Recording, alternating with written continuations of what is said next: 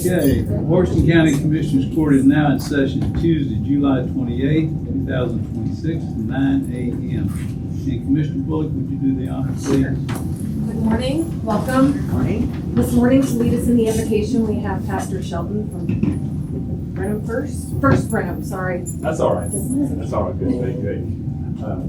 Will you join me in prayer? God, I thank you today for this day. I thank you for our country. I thank you for our county. I thank you for our elected officials. I pray, Lord, that they seek you. I pray that as they seek you, Lord, that they'll seek wisdom to know what is right and good. And I pray, Lord, also for the courage to do what is right and good. I thank you for our first responders today in our county. I pray for them, and I pray for their families, and pray for their safety. Thank you for their service. God, I thank you for our county employees and the ways that they serve our community. I thank you especially for those who are out in the heat during this time of year and all the ways they serve our county. I thank you for them, and I thank you for their families as well. God, we bring this meeting to you, and I pray this with respect and consideration to all people present. I pray this in Jesus' name. Amen. Please join me in the pledge to our nation's flag.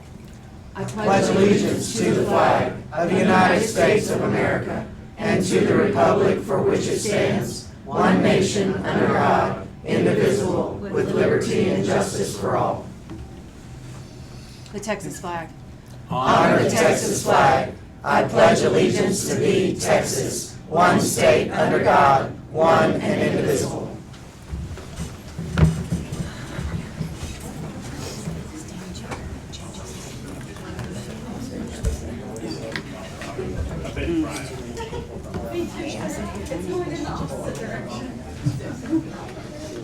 Item number 3, discuss and recognize Washington County retirees and employees celebrating notable years of service for the second quarter. Ms. Scalper?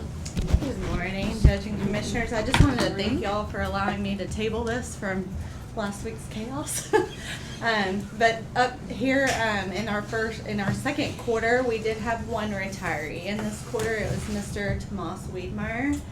He was an EMS aviation flight paramedic, dedicated many years to us. As you can see there, 10 years of service. This a little fun fact about Mr. Wiedmeyer, I swear the dude has done a little bit of everything in his life.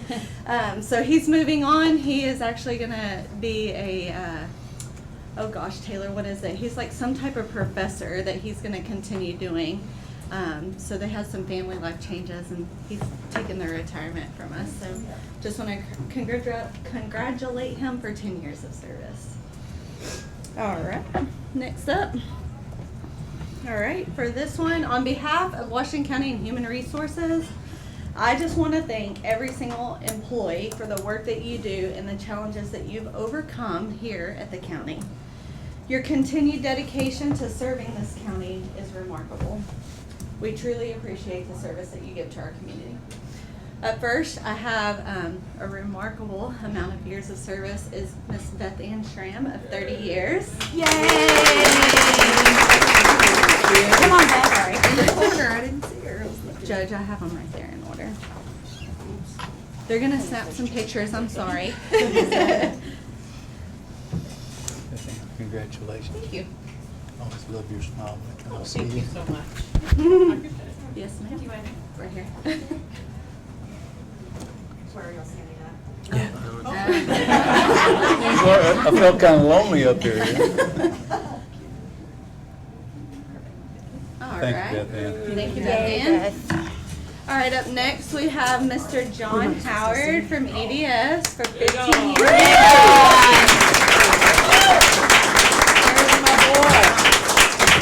Hey, John. Thank you. Appreciate your service.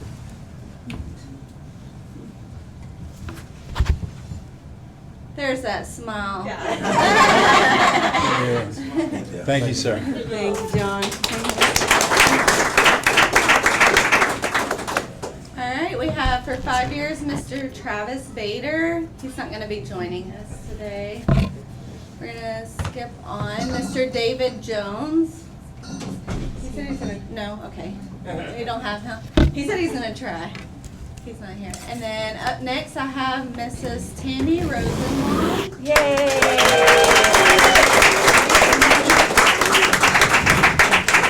Thanks for keeping it so lively, fellas. This lady has a laugh you couldn't believe, and she keeps things lively on this floor, I'll assure you. Thank you for your service. Thank you.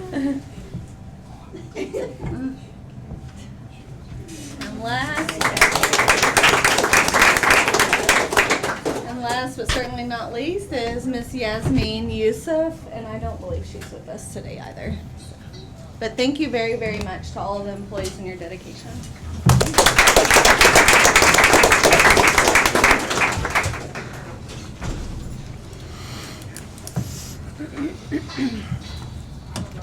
Item number 4, presentation by Plan North regarding the proposed Washington County Judicial Center and the findings and recommendations of the Judgeship Needs Study prepared by Fentress Incorporated. Good morning. Good morning. Good morning. Morning, Judge. Good morning, Commissioners. We're here today to talk about the findings of a judgeship study. I do just kind of want to remind those who may be listening later or in the court, we did a lengthy presentation on these projects first part of June. It's on YouTube because I went back and watched it, and it's an hour long, so 30 minutes on Judicial Center and 30 minutes on the Expo. So today we're not going to talk about whether the project is warranted or the programming. We're going to talk about the data behind it, okay? So if you want to go back and see that presentation, if you have questions, I'm right across the street. So this presentation is really not about if we need it, but it's looking into how to do it right. So we're specifically talking about the Judicial Center only. I do want to mention that we've said in every presentation, programming is the most important part of the project. What that encompasses in just layman's terms is taking a need and assigning a square footage. And it's not as simple as, you know, I have an office building and 3 employees or something like that. This is likely a 70 to 80 year building. We're going to talk about that a little later on. And so we want to make sure that we're not building out for 80 years from now, but we want to make sure that we can. Okay, so we have multiple kind of future facing objectives on that project. This is about the data that informed the size. So Plan North, that's a company my husband and I own, architecture firm here in town. We hired Fentress Inc., which is a court planning firm. They are located in Washington, D.C. That was my decision to hire somebody from out of town. Did get the judge's approval. And the reason why that was necessary is because they're in a judicial center. The biggest parts of the square footage are the courtrooms themselves. And then secondarily, the kind of judge's suite chamber that goes with each courtroom. So the biggest way an architect can affect the cost, well, there's a couple ways, but the biggest one is assigning the square footage. So we want to make sure we are not short-sighted, but we also don't overbuild. So those projections are very important. Now, we can meet with every department, and we have. I think we've 162 meetings so far. So we have met with every department. We can sit down with those departments and project their growth needs. What we did not have the skill set to do is look forward into our court system, look at our dockets, our caseload, and project where that's going to go in the future. So that is why we made the decision with the court support to hire that consultant, and they're Plan North's consultant. So they do this type of study all over the country, local level, state level, federal level, and they did a great job. They start by interviewing court-facing departments in Washington County. So for us, that's district judges, district attorney, district clerk, county clerk, Washington County Sheriff's Office. We had a focus on the district courts on this study. And so I kind of want to share what I was looking for from that study was how many courtrooms and how big are they? That's all I was looking for. But there's a lot of other information that informs that data, which is very useful to the county and the court long term. So I want to kind of just go through that.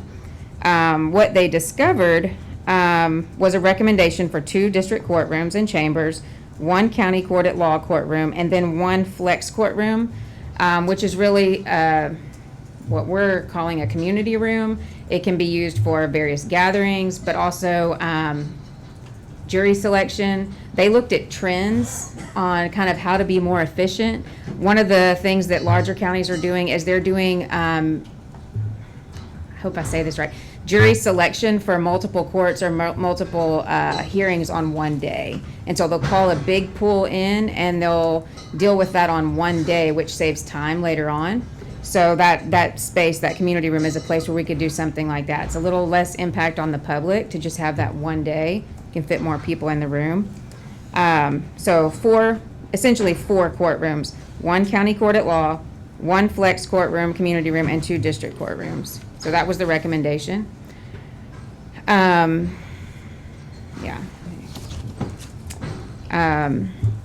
So just for reference, if you're not totally up to speed, and the public may not be, I had to get a lot of education on this.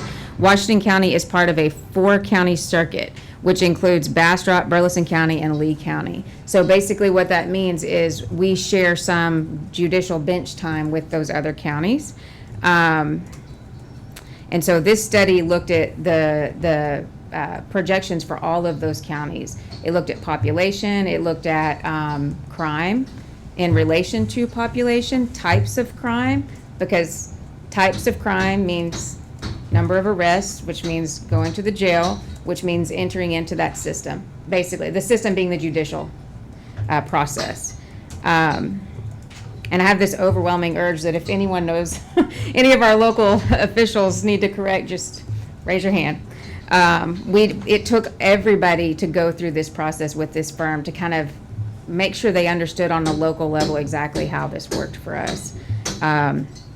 So our county has experienced moderate but consistent growth population-wise over the last 25 years, but our crime rate is growing at a faster rate than our population. As a community member, that was not a piece of information I wanted to hear, but it did not surprise any of our court-facing officials, anybody that deals with the courts, the jail on a regular basis. That was not surprising for them. So just so you know, the data on the cases was taken from the Texas Judicial Branch's annual statistic detail reports, and it was checked with this group that met with them locally. So particularly, what they're categorizing as violent crimes are growing faster than our population. Now, a caveat of that is they include assault family violence in that violent crime category. There are very few civil cases filed in Washington County relative to the amount of criminal cases. So just as a number, caseload in Washington County between 2000 and 2025 increased by about 32%. Okay, so that was 25-year span. And then if we're looking ahead, they have a method to project ahead. They basically do a conservative and aggressive version, somewhere between 22 and 35% increase by 2045. So let's just call that somewhere in the middle, right? 22 and 35. It's important to kind of understand this as layered information. So with that being known, within as early as 6 years, we will be needing additional bench time. Okay, so bench time it just means we need the judge, we need a court going more often. Now, they have several options in this study of how we would achieve that. That doesn't necessarily mean you would do it a certain way. That report gives, I think, 4 structural ways to do that. A dedicated judge, more traveling judges, splitting things differently with other counties. That is far beyond the scope of my involvement. But the report gives really good information on how you could achieve that. But from my perspective, as early as 6 years, so if we were to start the Judicial Center in the spring, 2 years out from that, that's 2029. That's a little quicker than what we would have thought. Now beyond that, they say there would be even additional judicial time needed between 2040 and 2050. So they're projecting, 6-10 years out, and then again 20. That may seem kind of irrelevant right now, but it's not when you're investing in a building that size, because we want to make sure that we don't get ourselves landlocked, right? Landlocked or building locked, or we just want to have 3 or 4 different expansion plans. Let's see. Yeah, so, and this is deep data, and I'm used to talking about buildings, so I'm just making sure I don't leave anything out here. That allowed us to know that there needs to be 4 courtrooms, and here's how big they need to be. We could then go to each department and say, if this happened in 10 years, or if this happened in 20, what would that do to your department? That allows us to project out each department's growth. So that's how we arrived at the just under 70,000 square feet for the building. So we're about 30% completion on drawings right now. The remainder of our team, besides Fentress, which they're a very small part doing the court planning, is Garza EMC, which is Darren Huckert, he's local. Dudley Engineering out of College Station, and LTY Engineers, who's done a lot of work locally and has supported our community a lot. I did bring our other reports and the actual trend data, if y'all have any questions. Y'all know in the other presentation I mentioned we're trying to look through this kind of through all kinds of different lenses. And I thought it would be interesting to go back and look at the history of our courthouses from the first one to now, and just kind of study what were those durations, what has made sense historically. So our first county seat was occupied in 1837. As we all know, that was where the Declaration of Independence was. I guess they were more organized 1 year later, So they stayed in that location for 5 years. They moved to Mount Vernon. That was they were there 3 years. Went to a cedar structure here in Brenham. That was 8 years. And then they built the first Brenham real courthouse in 1852. That building was in service for 31 years. And then they built another one in 1883 in Brenham. And then they built this courthouse in 1939, which was 2 years before Pearl Harbor started. So kind of looking back at this, the one before this, they built because, they built this one to accommodate electrical and plumbing systems. I think that's a good reason. So, there were changes.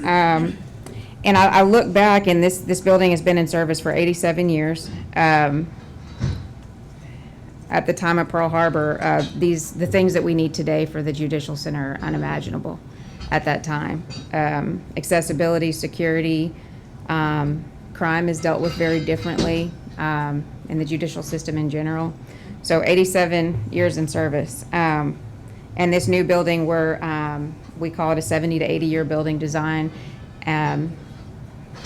Yeah, so that's kind of the history. I thought that would be interesting to share. I got off script a little bit there.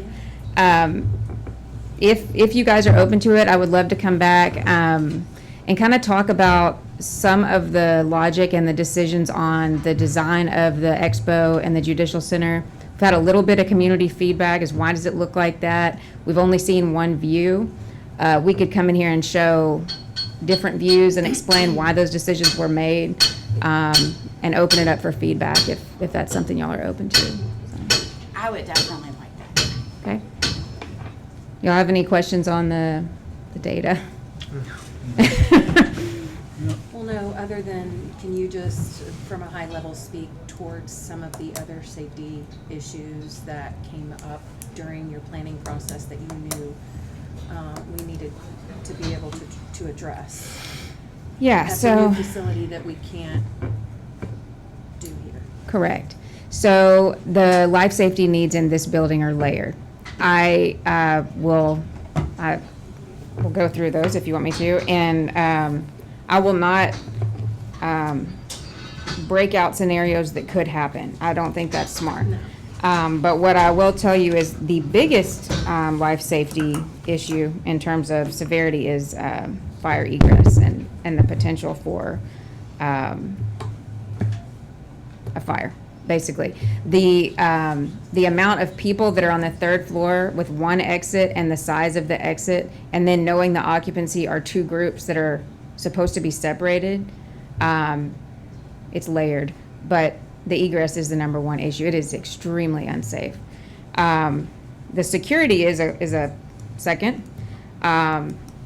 The incarcerated need to remain in a detention facility unless they are court-facing, unless they're being part of that judicial process. They need to be, there needs to be a facility which allows our law enforcement to deal with that the way that's supposed to be dealt with, to not constantly have to find workarounds and more staff. It's an extremely burdensome situation on law enforcement, from what I can tell. Secondarily, and they're like, when you go to a jury or a docket day, for example, you cannot use the restroom as a member of the public because there are two restrooms upstairs, male and female, and they have to be dedicated to those who are incarcerated, as they, are there all day in a group. And so that's something that is really hard to deal with. But what makes this, and then there's a presentation that's on YouTube from early June. There are many reasons why we cannot fit that occupancy here, and most of it has to do with the size of the crowd. I did cross-check with some former elected officials at how long have we been doing juries that size here, because I thought surely that must be new.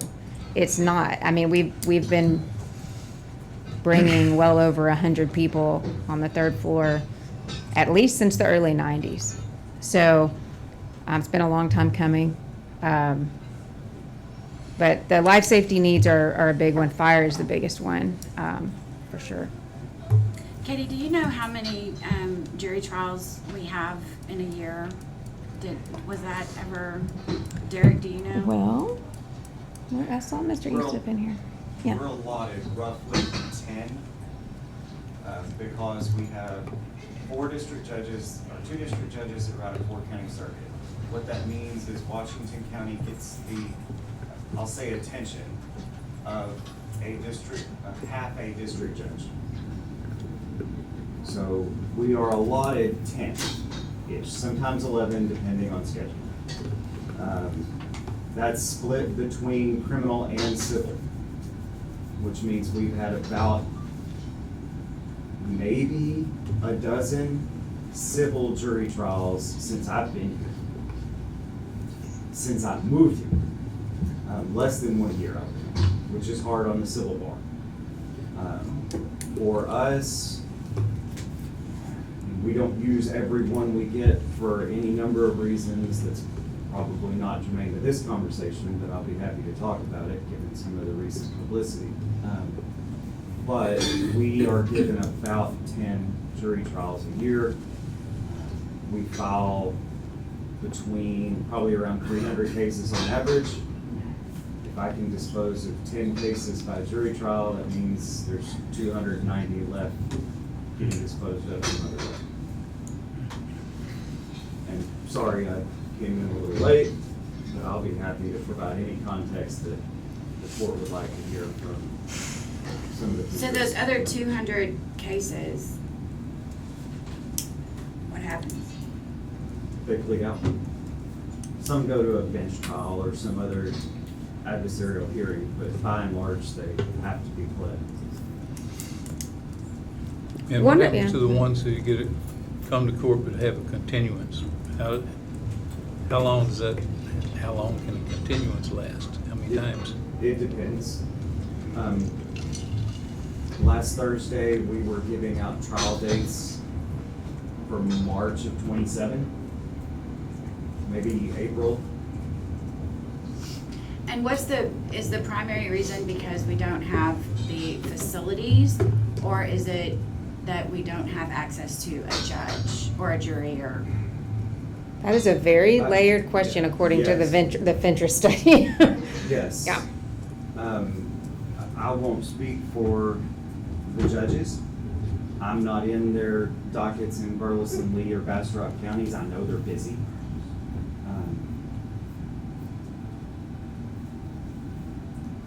Part of it is, we just don't have the court time.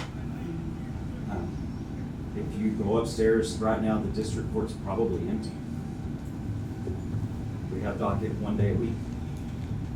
Occasionally, the AG comes in and has child support court up there. So, right this red hot second, courtroom space is not the issue. It's the time that the judges are able to allot to each of their counties within their jurisdiction.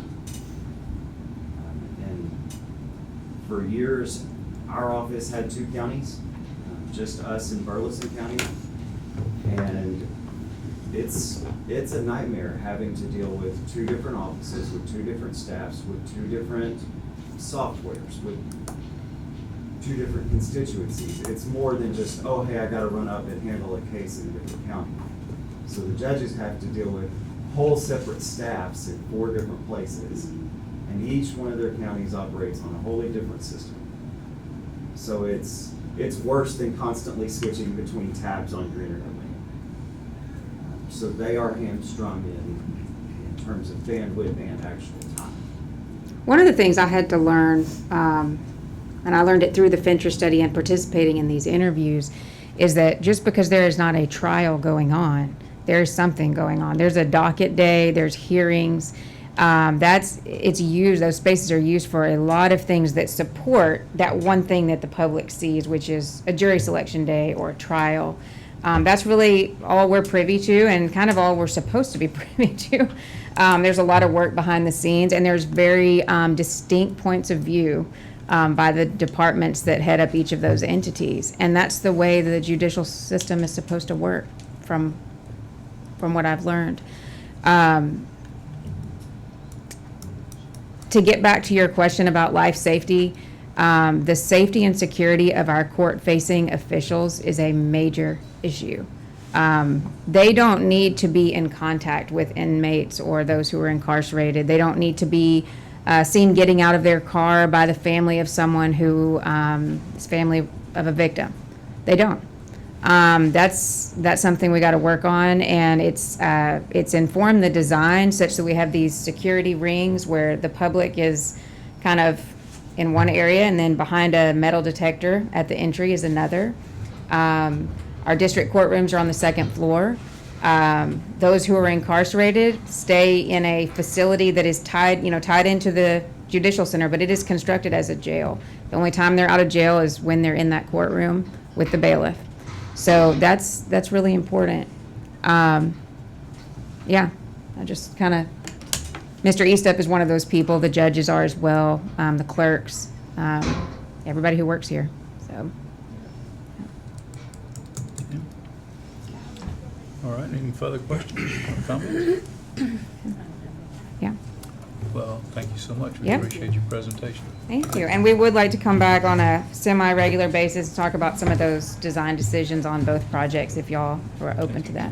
That'd be great. Thank you. Thank you.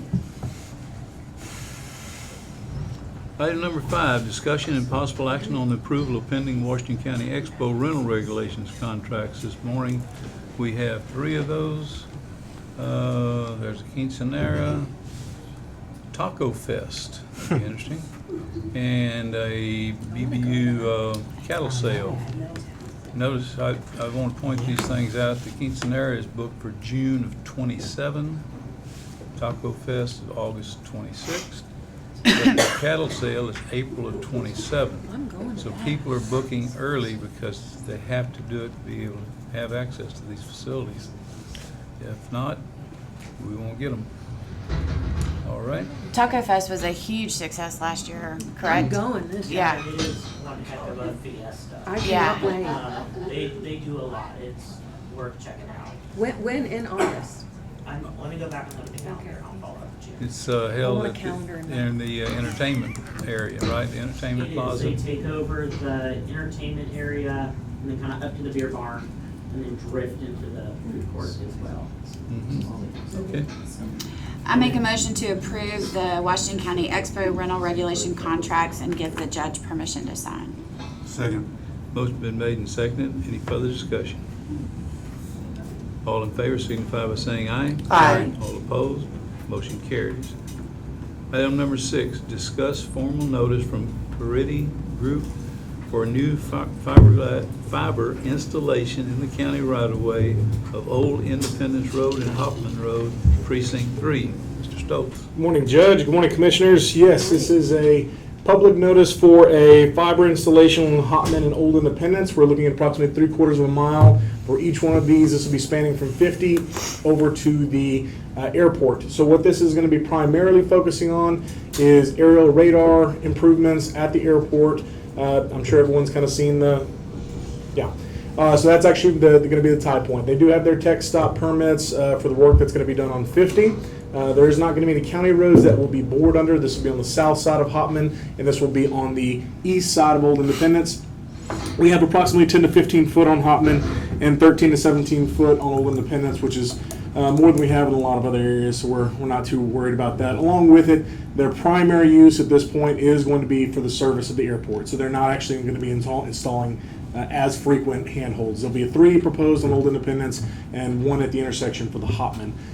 So that's what we're looking at. This is also going to be a little deeper than normal. I think that's just to make sure that there's minimal chance of any kind of impact, any kind of hit that would put anything out of service for the airport. So this will be about 4 foot in casing.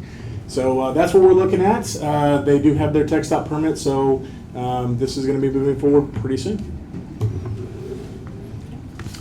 Okay, is there any other discussion? Okay, thank you. Item number 7, discuss and possible act on the approval of resolution for the 2026 Indigent Defense Grant Program. This is something we do periodically. It's basically a housekeeping. Housekeeping, that's what I said. I make a motion to approve a resolution for the 2026 Indigent Defense Grant Program. Second. Motion been made and seconded. Any further discussion? All in favor signify by saying aye. Aye. All opposed, motion carries. Item number 8, discuss and take action on the hire of a deputy clerk in the county attorney's office for the pay rate exceeding 6%, the 6% allowable amount in accordance with county policy. Ms. Scalpin? Good morning. We have an applicant for the county attorney's office that we've discussed a little bit during budget workshops. But Ms. Mueller has asked that we bring on this individual. She does have 20 years of experience in the legal aspect, so we're asking for hire of that individual at $22.45 an hour. And that aligns with the projection calculator that we Yes, use, ma'am, that we correct? utilize. Yes, ma'am. Okay. And this does fall in with the salary survey. We've got this job already on our books, so we know where, Yes. if an adjustment needs to be made, Yes, it's ma'am. already there. Yes, ma'am, we're aware. We are still working on our old salary ranges, I guess you can say, that we're at the 50%, but we do have an intent for the future. So, I mean, this position is gonna be included in, Yes, okay, thank you. yes, ma'am. I motion to approve hire of a deputy clerk in the county attorney's office for the pay rate exceeding the 6% allowable amount in accordance with county policy per HR Director, Ms. Scalco. I'll second. Motion been made and seconded. Any further discussion? All in favor signify by saying aye. Aye. All opposed, motion carries. Thank you. Thank you. Thank you. Item number 9, discussion and possible action on the approval of Washington County Emergency Medical Services Quarterly Report. Mr. Leonard? Good morning, Judge, Commissioners. We had a pretty steady quarter, and I appreciate the opportunity to present this information. So starting off, we have our, if we can go next slide. This is our total calls for service. As I said, in the first quarter, this data used to be collected differently where it was total responses. We've now reduced it down to total calls for service, and I'll show the total responses later. So pretty standard, a little higher these last 2 months, but not too out of the ordinary. Next slide, we have our separation of city and county call origination. Again, this is pretty standard. Usually it's about 70% city, 30% county. It's not too far off for this quarter. Then next we have a breakdown of residents of patients transported. So we have our city residents, county residents, and non-residents. And again, consistent with the previous quarters, around 50% for city, around 30% for county, and 17 to 20% for non-residents. Those are all our travelers and visitors through the county. Next, we have our quarterly district breakdown. Again, this is very consistent. Our highest district is District 2, and second to that is District 1. There is a little uptick for District 5. That's where the helicopter is hangared. That's just accounting for those. The way you pulled the data this time, it accounted for all those dispatches. In that, yeah. Okay. So the actual call response in District 5 hasn't increased that much. Yeah. It's just the hangar. Next, we have our shoot time for each district. Again, this is where we want to be, very consistent. Our expectation for the day is 30 seconds. At night is 1 minute, so right there, that 42 seconds on average is where we want to be for the city calls. And then, of course, as we get further out in the county, those shoot times increase a little bit. Next, we have our response times. Same here. We expect around 5 minutes inside the city. And then we get further out in the county, those longer drives, those take a little more to respond to. Next, we have our breakdown of our aviation transports. This is a little change from last quarter. Last quarter, it was 46% transfer, 54% 911. Now we're at 59% transfers called by physician and 41% 911 scene call. Question. Yes, sir. On those transfers, though, are y'all tracking how many of those? Because obviously, from an economy, viewpoint, if y'all take a patient, let's say to College Station or wherever, you would hope to have someone that you could bring back, right? So are y'all tracking how many of those transfers are, from us taking someone somewhere and then making another transfer after? Is that how they all happen, pretty much? No, ma'am. We don't have a lot that we're bringing back. Not by air. Not by we air? wouldn't bring people back Okay. by air. No, ma'am. Okay. Some of them go to higher level facilities. Oh, right. Yes, ma'am. Right. Yeah, that's what I meant. Like, if y'all took someone there and then they said, hey, we have another transfer, is it typically from? Yes, we do have From some of that. that data. Yes, ma'am. Yeah. Not in this report, but we are Okay. tracking. Next, we have our calls that we were unable to accept for various reasons. The 23 transfers we had to turn down. 7 of those were the hospital canceled the transfer. 2 we were in maintenance. 11 we had weather issues that we couldn't fly in. And 2 patients just didn't want to go by air. We give them all the data on how they can get there quicker, but that's their choice, and that's fine. And then we did have a pilot quit Metro abruptly, and so we did have a day where we didn't have a pilot. I just want to point out these 11 transfers that we were unable to accept for weather. We would have completed those transports with flight paramedics on the ground truck, which we wouldn't have if we didn't have this type of service. So for our 911 calls that we were unable to accept, there were 35. 31 of those were that we canceled. The way our system works, we launch them early for if we feel like the call is going to need an aircraft, and then we try to cancel them if we find out it doesn't as soon as we can.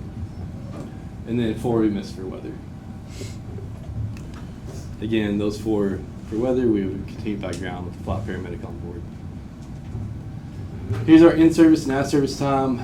Our total in-service time is down a little bit from last quarter. We did have a extended maintenance issue with the rotor blades, trying to rebalance them in late June.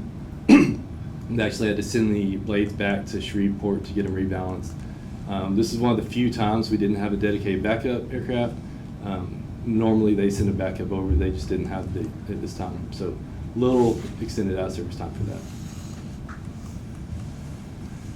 Next, we just have our priority dispatching breakdowns. This isn't anything new, but we had 248 priority 1. That's our highest critical level calls, and then 1,300 priority 4. Next, we have our jail response breakdown.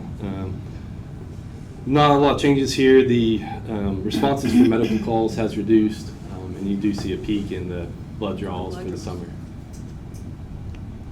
Yeah, I know when Doremus and I had kind of looked into that though. It was always, because we don't offer 24/7 jail medical coverage down there.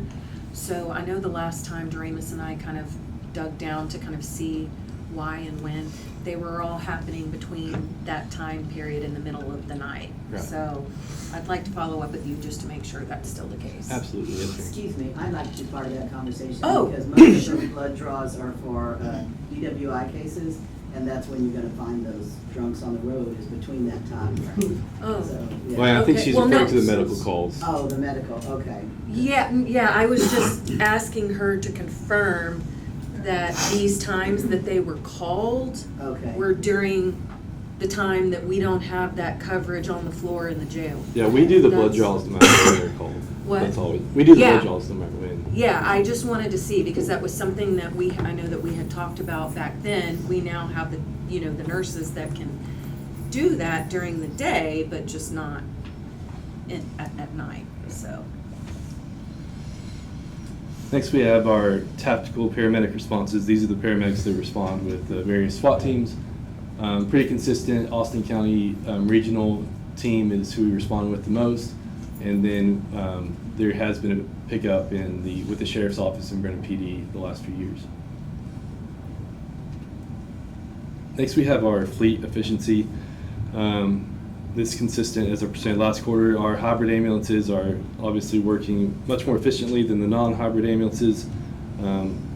They traveled a total of 65,000 miles, and the estimated fuel loss idling was around $600. And the key point here is their idle time, 133 hours on those engines. The next slide will show that the non-hybrid ambulances traveled half the miles and did 5 times the amount of idle time on those engines. So definitely saving our engines. Definitely saving.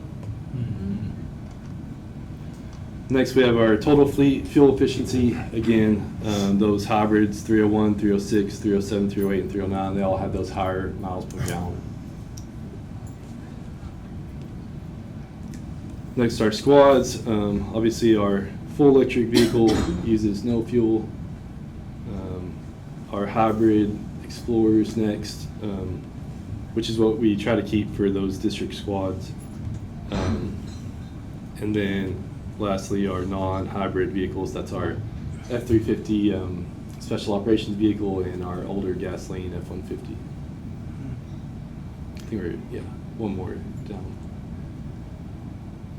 And then finally, we have our breakdown of the squad fleet efficiency. Again, the electric traveled more miles than the hybrid squad and did less fuel used.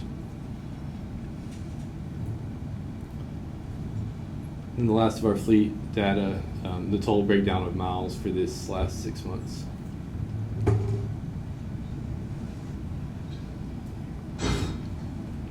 Next, our staffing trend. We are fully staffed right now, and that includes the +2 staffing, so we're at a really good point. We're also continuing to take on applications on standby, so we'll review those and have those for callbacks if staffing changes. Next is our annual base pay. Again, this hasn't changed since last quarter. We're about average currently. Next is our patient facility transfers. I know there's a lot of color in this chart, but the purple is 2026. It's pretty consistent with the previous years. Next is our facility destinations for transfers. We have transported to 67 different facilities this quarter. That's a little up from last quarter. Last quarter was 65, so a couple extra facilities. Usually those are probably from the hospital finding somewhere else to send patients. The next is our top specialties required for transfers. You can see that breakdown. Next is our ACP patients. These are patients we visit and phone calls that are made. This count is pretty accurate for the amount of patients. There may be 1 or 2 that we see twice a week, and so that would add 1 more on that tick, but definitely an increase in the last quarter. We've done a lot of advertising of that program. Very beneficial to the community. A lot of people didn't know about it, so it helps to be able to check in on those patients to help keep them out of the hospital.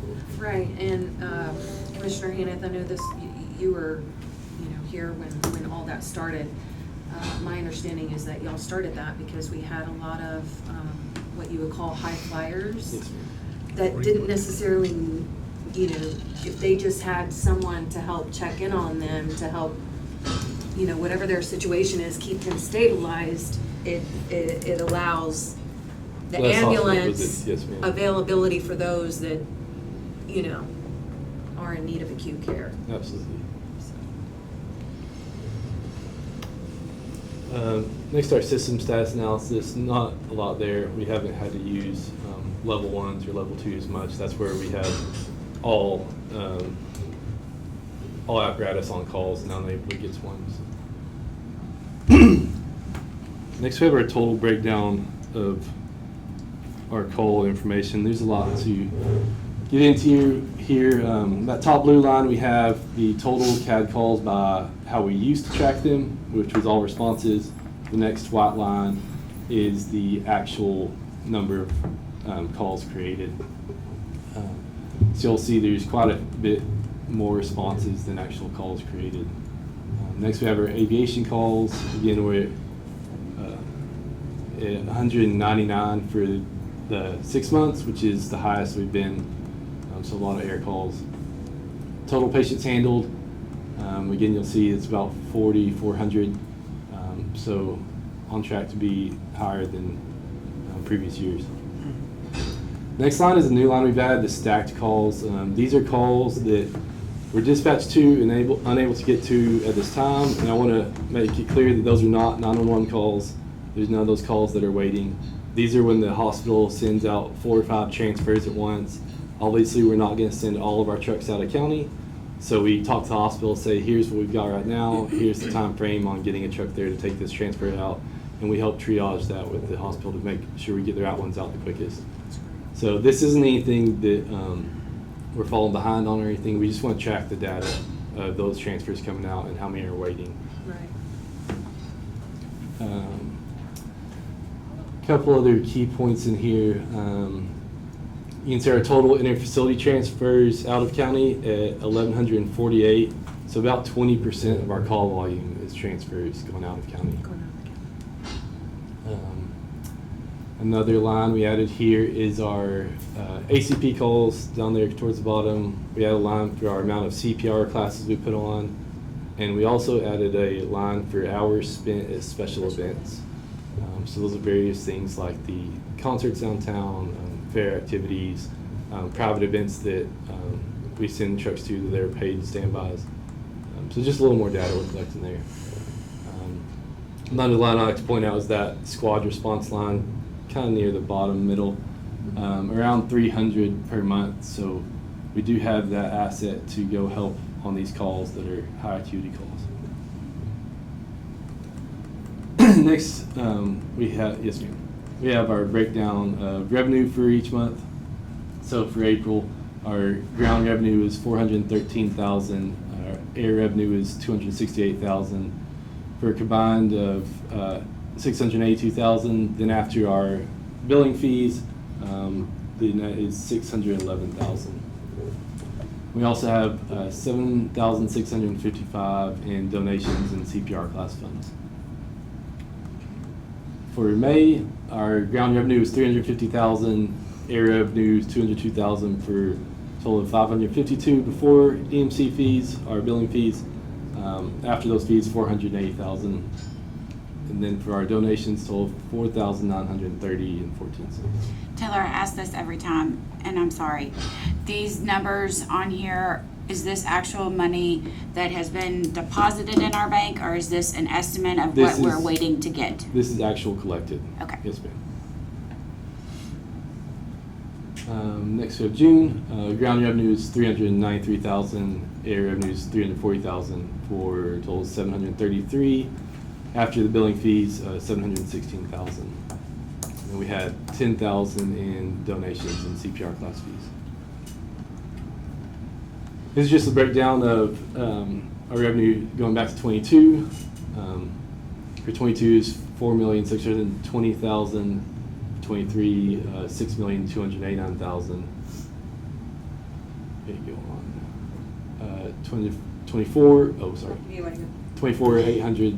8,323,000 and 9,157,000. So for 2026 so far, we have in ground revenue 2,344,000, air revenue 1,545,000, our total air transports of 188, our county write-off 186,285, and then our estimated air revenue that's in the IDR process and have been approved through that, just waiting to collect, is 3,246,000. Total request for service, that's any extra request for EMS outside of emergency responses, so standbys, any type of event that was extra. We've been reimbursed total of 74,000 from task force. We had a reimbursement for a paramedic school of 6,562, and then 21,000 from the RAC. Our donations to the state are $49,130.13. So for a total revenue of $4,040,673. Year to date. Year to date, yes, ma'am. Are there any questions? Thank y'all. Ms. Collins? Judge Sternberger, I have some items that I would like to bring up regarding this particular quarterly report, if I may. You may, please go 2 or 3 minutes, something like that. Yeah, each item, I've got 2 items, probably 3 minutes each. Okay. May I get up here? Yes, ma'am. So in this case, since there was no videotaping of the April the 16th meeting, this time, anybody who wants to see it, this is very condensed from that. But this has been my only opportunity to speak to the court altogether since then. Carrie Marmol told me that I would never be allowed to speak to the court again like this unless it was on topic on an agenda item. This is the agenda item, it's on topic. So first, of the two items, which I've been researching hundreds of hours for several months, is TXTF1. And he shows on there that in July, see, this is subsequent to the second quarter, but he wanted to indicate that we finally got some reimbursements from TXTF1 in July, which is because of the work that I have been doing for 3 months, which you all have not acknowledged. So at the Thursday, April 16th Commissioners Court workshop on my EMS concerns, Amber Skalka said TXTF1 reimbursements are tracked, monitored, and audited, dismissing my concerns. Commissioners Korn and Bullock and Judge Durenberger also said the county goes through multiple audits on these reimbursements. I have proven beyond any doubt over the past 3 months that this is all totally false. In fact, there has been no tracking, no monitoring, no auditing by anyone except me. Though I proved this months ago, none of you have acknowledged this fact or addressed the total incompetence of those who were responsible for submitting and following up on these TXTF1 submissions. When I attempted to obtain records from the county that I needed for proof of my assertions, I was met with hostility, denial of existence of records, refusal to answer questions, etc. by Amber Skalka, Taylor Leonard, Shauna Hollis, Carrie Marmol. Ultimately, my proof was obtained through open records request directly to TEEX. Now, Taylor Leonard has ensured by his communications with TEEX that they do not provide me further information. He does not want me to have access to any of this information. The public needs to understand that when employees go on a Texas Task Force 1 deployment, they are paid in full by the county immediately for all hours they are on deployment, 24 hours a day, 7 days a week. They are blessed with huge overtime pay immediately, and the employees backfilling for them at home are also making huge overtime immediately, again at the county's expense. If the county employee responsible for submitting work papers to TEEX for reimbursement does not submit them, or they are not correct, or they are delayed by months or years, the taxpayers are the ones who are taking the loss for hundreds of thousands of dollars not reimbursed to the county. And it appears that the county has never been adequately reimbursed for backfill on those deployments which have been reimbursed. As of today, there are still multiple substantial reimbursements for both 2025 and 2026 deployments that have not yet been received. The massive Kerrville deployment from July 2025 still has not been reimbursed. Taylor Leonard will not even divulge the details about these missing payments as to when or if proper work papers were ever submitted and when we will receive reimbursement. Among Ms. the Collins, commission, that's 3 minutes on that subject. I have one more paragraph, please, because these are my questions for Quickly. you all at the end. And lots of people have spent a lot more time on things that are not important, and this was not allowed to be taped at April 16th. So among the commissioners and county employees I've dealt with, there is no concern for fiscal responsibility and accountability for those who did not do their jobs. Obstruction and denial of the truth, blame shifting, and protecting the golden child public image of the EMS department and commissioners appear to be the main goals. Though I have asked all of you in emails dated July 14th and 16th, with no response from any of you, I am asking again today in front of all of you. Number one, which deployments are still not reimbursed? When were they submitted? When will the county have the funds? Who has calculated to ensure that backfill is adequately paid? Number two, what are or will be the consequences for those who failed to do the job they were and are now responsible to do? Number three, how can you justify continuing the Texas Task Force 1 participation when there is no trusted, honest, competent, reliable employee to accurately and promptly calculate, track, monitor, and follow up on required reimbursements for deployed and backfill personnel? So that's my issue with TXTF1, and I have sent you all, I don't know how, I've sent you all of the documentation. This is not my opinion, this is the facts. And apparently it really doesn't matter to anybody. So the second one, at the Thursday, April 16th Commissioners Court EMS workshop, Commissioner Bullock mentioned that if the county were to get rid of the helicopter program today, taxpayers would, quote, have to come up with $200,000 to $300,000 in, quote, lost revenue. Commissioner Korn said my questioning the program's performance was distasteful, and then Commissioner Bullock said I should spend more time researching what goes into running the department before making salacious accusations and gaslighting our community. I did. Yes, that is from the KWHI article And on... my comment on the distaste was the preference for care for animals as opposed to. Well, that's not how it was. I just looked at the article from KWHI, and those are, those are the quotes from you all. We cannot comment during this. With my auditing documents presented to all of you over the past 3 months, I have proven beyond any doubt that the EMS department and commissioners are the ones gaslighting our community. The helicopter program has never contributed net revenue, but has instead provided a disastrous excess of expenses over revenues every year.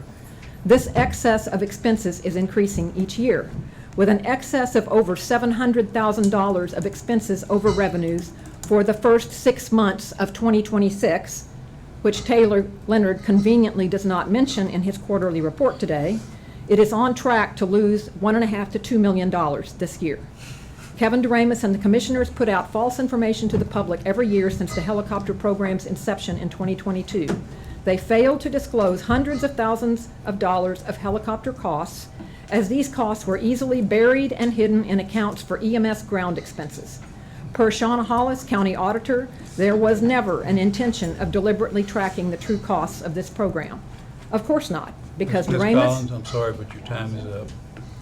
Thank you for your presentation so far. I have a lot of facts here that are as important. Ma'am, you had 2 3-minute segments, and that's the allowable amount. So. Well, this is going to, so hopefully anybody who's watching this online will see that, and I will ask Tom Whitehead to publish all of this. Thank you, sir. To publish this so that the public will know the lies that we've been told and the dollars that have been wasted.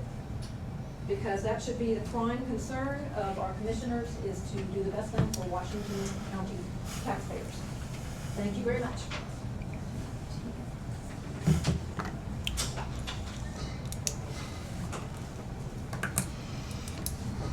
Mr. Leonard, did you have anything else on your report that you... No, sir, that was the end of my report. Okay, thank you, sir. Appreciate your report. Item number 10, discuss and take possible action on the acceptance of a $50 donation from Bobby Anderson for deposit into the Washington County Sheriff's Office donations account. Sheriff Holloway? Morning, Judge, Commissioners. Good morning. Morning. What a beautiful Tuesday. It's another day in paradise. Yeah. So for your consideration and approval is a $50 donation from a lady by the name of Bobby Anderson. This donation is in response to a July 4th event where the family was at a residence up in William Penn. They had an elderly member of their family go missing that evening. Through the collaborative and coordinated efforts from law enforcement, fire, and EMS, the missing person was found alive and safe the next morning and reunited with their family. And so to show her appreciation, she has written a $50 donation check to the Washington County Sheriff's Office. All right. Thank you all for Welcome. y'all's services always. Always. I make a motion to accept the $50 donation from Bobby Anderson for deposit to the Washington County Sheriff's Office donation account. Second. Motion been made and seconded. All in favor signify by saying aye. Aye. Aye. Motion carries. Thank you. Thank you all. It is wonderful when our constituents recognize the services, and regardless of whatever amount, that thank you Exactly. is Exactly.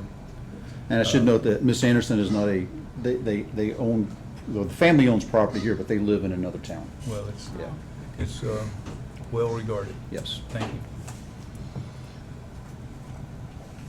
Item number 11, presentation of the Sheriff's Office monthly report. All right, so let's switch gears and we'll go over our June 2026 report real quick. So on page 1 is our NIBRS report, and we'll see with our Group A offenses, we had an 85% clearance rate of 13 offenses with 6 arrests. And our Group B offenses had a 72% clearance rate of 76 offenses and 63 arrests. So that gave us an overall 74% clearance rate for the month with 89 offenses, 66 of which were cleared with 69 arrests, and we had 0 juvenile offenses for that month. And so on page 2 is our monthly activity report. The top part is our jail division. Some of the highlights on there I want to point out is that our total number of inmates booked in the jail decreased from 123 to 111. But our average daily population increased from 98 to 101. Yeah. And something new that we're tracking on our activity report are the training hours for each division. So in our jail division, our jailers and our jail staff logged 124 training hours for that month. And we currently have, for that month, we had 4 vacancies in the jail. Now, if we go down to the second part of the law enforcement division, we currently have 7 vacancies in the law enforcement division. As of yesterday, we have 4 cadets that started the police academy up at Teagues and Bryan College Station. So they're set to graduate in December, and we're looking forward to their service to this community. Now, some of the comparative categories that I want to point out, again, with training hours for our law enforcement division, we had 231 training hours for our personnel. Our assist calls increased from 34 to 47. Our false alarms also increased. It went from 41 to 48 for the month. Our adult arrests also increased from 45 to 59. And our welfare concerns also rose from 47 to 53. Following along those same lines, we also seen an increase in motor vehicle crashes from 42 to 55. Our loose livestock calls, however, decreased from 62 to 48. So our overall traffic enforcement, our citations went down from 92 to 86, and our warnings also went down from 389 to 340 for the month. So we had 12 reckless driver calls that decreased from 15 the previous month. Our arrest warrants served decreased by 11 from 77 to 66. Our overall incident responses went from 2,680 to 2,459 for the month. And for our criminal cases, that increased by 11, and our case reports went from 73 to 133. And then during the month, we received $5,000 in donations.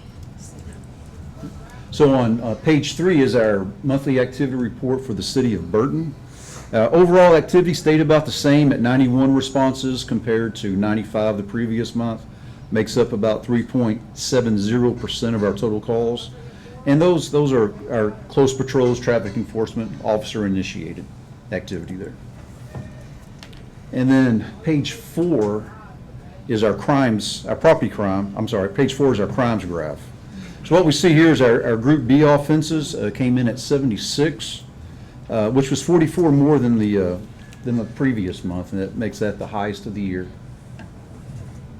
Our Group A offenses came in at 13, which was 10 less than the previous month, which put that as the lowest of the year. So, Crazy. Weird month. so our property crimes, for the month, we had 2 thefts and 0 burglaries in the county.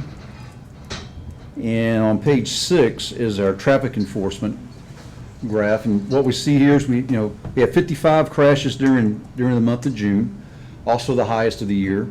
And we had a total of 426 total traffic contacts during the month. On page 7 is our crash heat map. And what I want to point out on this one is that you see a clustering of crashes up on Highway 36 North around the lake. That's the intersection with FM 1948. Not unusual this time of the year. We get increased traffic up in that area. People going to recreate on the lake, and there's a lot more traffic up there. The other clusterings that we see are our normal areas, 290 East, West, and Highway 105 going out towards Washington. So, and then page 8 shows our criminal arrest graph. Our Group A offense arrests, we're at 6. So, okay, this is page 8. All right. All right. So our Group A offenses came in at 6, and our Group B offenses came in at 63, which was up by 39. So it was a very, very busy month. So our breakdown in our jail bookings by agency. The next page, page 9, we see that Washington County came in at booked in 55, Brenham PD booked in 52, and our other law enforcement partners booked in 4. Which means on page 10, our average daily population was at 101, highest of the year so far, averaging 95.3 for the year so far. And then page 11 is our jail bookings by gender. Our females stayed the same at 34. Males came in at 77, which is down by 12. Then, let's see, on page 12 is our inmate transport graph. So our total transports came in at 34, which was an increase from 26 the previous month.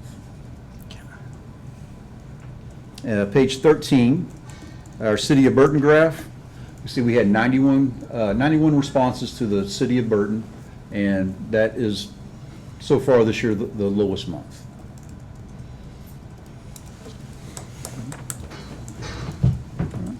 Do we have any questions? No? All right. A motion to approve the Sheriff's Office monthly report. I'll second that. Motion been made and seconded. Any further discussion? All in favor signify by saying aye. Aye. All opposed? Is approved. All right. Okay. Thank you so much. Thank you, Sheriff. All right. Okay, presentation of the following monthly reports. County Clerk, Mr. Prenzler. All right, good morning. I'll go through this really quickly for you. Revenue, we took in $80,518.02. It's our biggest month of the year, for sure. About $3,800 a day. Next is our breakdown of revenue by docket. We're right there on about that 50-50 split between general fees and court fees. The next slide is our fee distribution. Just under 30,000 staying with the county clerk. I'll highlight the state fees are down at 8%, which keeps continuing to go down, which is always good. Our official public records filings, 762. Another exactly the same as May. Another strong month there. And we had 3 plats filed. vital records, 23 births, 19 deaths recorded, and 17 marriage licenses. That's the first time births have exceeded deaths in a while. Yeah, that's a rarity, but it's That's really good. Yep. We also issued 137 birth certificates and 26 death certificates. County court at law cases, new criminal 33, 15 probate, 5 guardianships, and 27 civil cases, which is an insane amount of civil cases. We disposed 34 criminal and 24 civil. And then my last slide, I just wanted to give a mid-year comparison from last June through this June. You see our revenue's up 11%, about $443,000 this year. OPR's up 16%, and obviously our civil cases are up 105% from last year. Wow, that's... Yeah. So that's all I've got for you, if there's any questions. Sir, thank you. Thank you. Okay, district Good job, clerk's Bill. report. Ms. Kaney in this morning. Any questions or comment about the district court report? District clerk report? Okay, auditor's report. Ms. Hollis?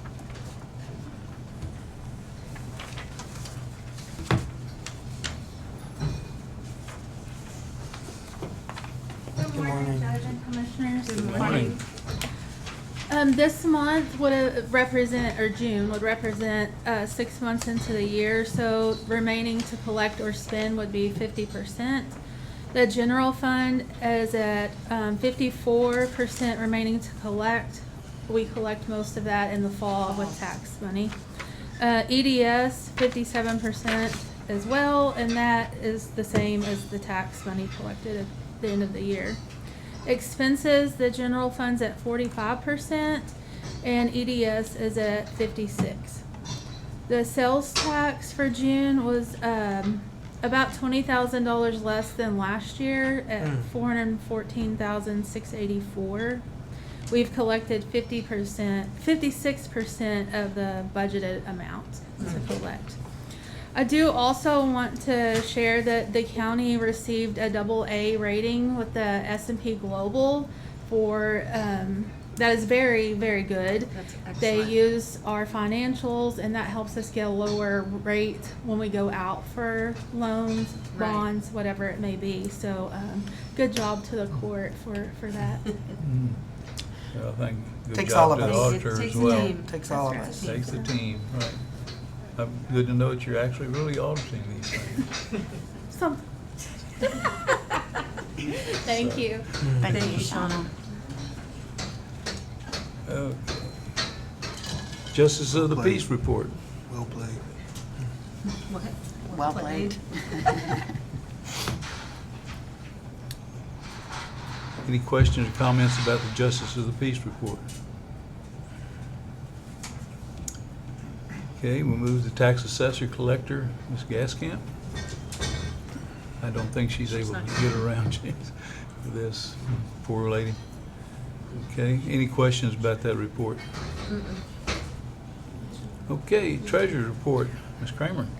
Well, she's auditing and I'm treasuring. We're doing fine in our office. It's all good, making some money on some investments and keeping things rolling. Still in the process of moving banks, but that's still gonna take some time. Well, As I have said, Maybe. it is a massive project. I don't have any questions. any questions or comments about the treasurer's report? Hearing none. Constable's report. Any questions or comments about the constable's report? Okay, elections report, Mr. Purcern. Oh, excuse me, I'm sorry. Veterans. You could be. Right. No other job. But I knew what you Back meant. up just a second. There is no one here to give the elections report, right? No. Okay. Okay, veterans, so sorry. There's no problem. I knew what you meant, sir. Well, I'm glad you did. I'm not sure I did. Go for it. But last month was a busy month. As you see, we had 311 contacts on 112 forms completed on behalf of veterans and dependents, and the breakdown of exactly what those contacts and forms were underneath those. Do y'all have any questions about this? All right. If you move to the next slide. And you'll see that we're well above average for 2026 on the year. I would say that that would probably come down some as we progress along in the year to where it's a little bit more average looking. Why do you feel that? Well, just kind of based on what I've seen over the years. Oh, okay. Yeah. Trending. Like how it trends. But I could be wrong. Yeah. Yeah. Trust me, all of us can be wrong. All right. Any questions, sir? Do not. No, just Thank thank you. you for your services. Thank you all. Thank you. Take care of our veterans, it's important. Item number 13, discussion and possible action on the approval of accounts payable. Hello again. Okay. Today, we will only have to pay $249,245.87. We had to add in a couple extra bills this last day or so for some reimbursements that people needed to get. Changed it a couple of $100s, not by much. I make a motion to approve accounts payable. Second? One question. What? Brazos Valley Council of Government, 80 cents.